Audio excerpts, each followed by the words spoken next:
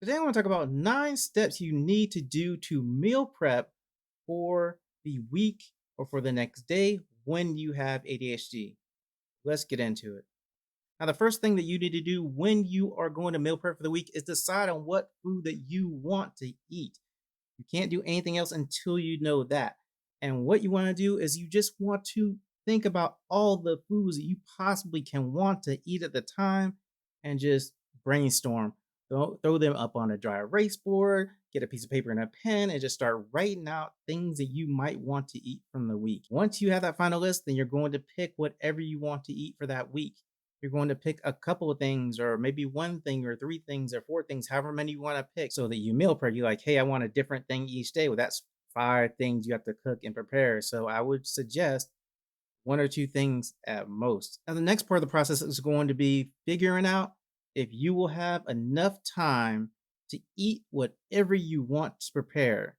So that means if this is a lunch meal and you have prepared this meal and you know how much time it takes you to eat, and you decide, okay, I really want this, but I don't think that I can eat it in the amount of time that I have for lunch, then that's going to be an issue. So you need to figure out, okay, do I want to eat this or prepare this and try to eat in that a lot of time?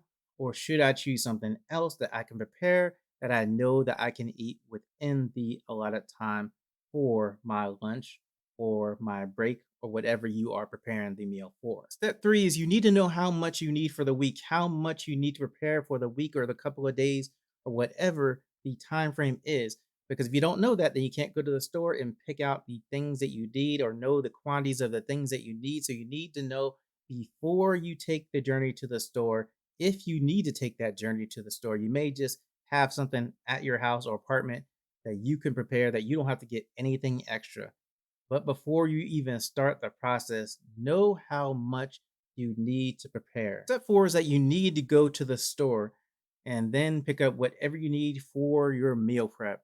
Now, that's a very easy step, and I'm not going to go into a lot of detail on that because it's just a trip to the store. You pick out what you need and then you come back. Now, also, when you go to the store, just make sure whatever you have decided to cook is not a complex meal. You want to make sure that whatever it is quick and simple so that when you do your meal prep, you don't have to take a lot of time. You just go prepare it and then you start putting it in containers. Again, just a warning, if you pick something or have picked something that is going to take a long time to prepare, just realize you have to do the cooking for that long time that it takes to prepare that thing. And that can be a lot of waiting around. You could wait for an hour, hour and a half while you do this meal or cook whatever you're trying to cook. So think about all those factors before you choose that thing and make it the final thing. Like, I'm on my way to the store. Let me think about this one more second. Is this something that is simple and quick to prepare? Look, what I'm saying is this: don't go prepare this huge meal, right? You just want something very simple, doesn't take you a whole lot of time. Don't go look and say, I'm going to prepare this super awesome chicken dish with macaroni and cheese and mashed potatoes and collard greens and sweet potatoes and all these different components because you think that would be a good meal to have, which it would be. It sounds awesome, but it's not something you want to use for meal prep because of how long it will take to cook. You may not have as much time to eat as you think you have when you go try to eat this meal. And then you're just going to have to spend a whole lot of time cooking a whole lot of different things that you really don't need, where you could just keep it simple and cook something that doesn't take that much time and has a lot less components. Number five is going to be take breaks as you're doing your meal prep, right? Because you start your meal prep and you're ready to do your meal prep, but then you know that you have to prepare 7 days. That's a lot of days to prepare. So, what I'm going to suggest is going to be this: 2 days, first 2 days, do those days, take a break, 15-minute break. Next 2 days, do those days, 15-minute break. Then come back and prepare the next 3 days if you're doing 7 days. You break it down to those sections, and then you're not thinking about, okay, I have to prepare 7 days. And then you're like tired by the third one that you prepare because you're like, man, I still got four to go. But if you take a break in between those different little sections, then it doesn't seem like there's 7 days to prepare. You're like, okay, I got these two. I take a break, I come back, I got another two, and then I'll take a break and then come back again. And I've got another three. Number six, and the thing I probably should have done is mention this earlier, but if you only like hot food, like you just like hate cold food, right? You're gonna need to find something that you can eat cold, or you're going to have to be in a location to where you can heat up whatever you have prepared. If you are in a location where you can't heat that thing up, then you need to figure out, okay, if I can't heat it up, what do I do? Because I'm prepping this meal and I realize they don't have a microwave or anything to heat it up in. What am I going to do? So, my suggestion would be find something that you could still eat if it's cold, because of the fact that if you don't have any place to heat something up and you just don't like cold food, you got to figure out something that you like that's cold just in case you get in that situation. So make sure you decide that as well as you are deciding everything before you start the whole process of the meal prep and getting all done and then deciding, man, I know that I'm going to be at this location the whole week that doesn't have a microwave. Might be a very rare situation nowadays, but it could happen. Number 7 is going to be use clear containers for your storage in your refrigerator, because that way you can look in your refrigerator, see your meal right then and there.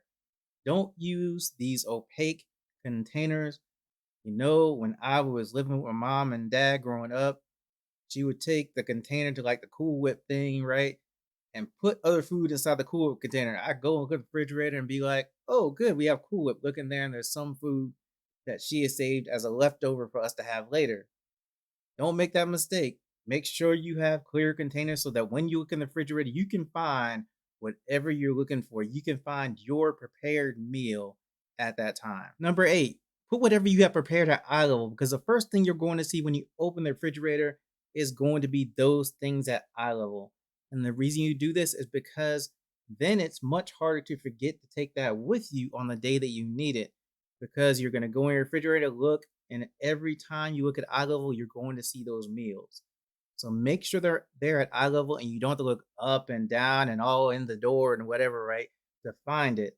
You want to make sure that it's easy to find so you can just look in the refrigerator, grab it, and go. And the last and final point, number 9, is put reminders somewhere to where that you can see them so that you remember to take your meal prep meal with you. Put it on a dry erase board, write it up there where you walk by it and you automatically see it. Use sticky notes and put them all over. Take your meal with you on the refrigerator, on your desk, whatever you need to do to make sure that you remind yourself to take it with you. Because the worst thing is that you prepare a meal and you have it all ready and you forget that meal in the refrigerator, and then you're going to be mad and upset because now you've done this work, you prepped the meal, and then you just forgot it at home. And that is no fun.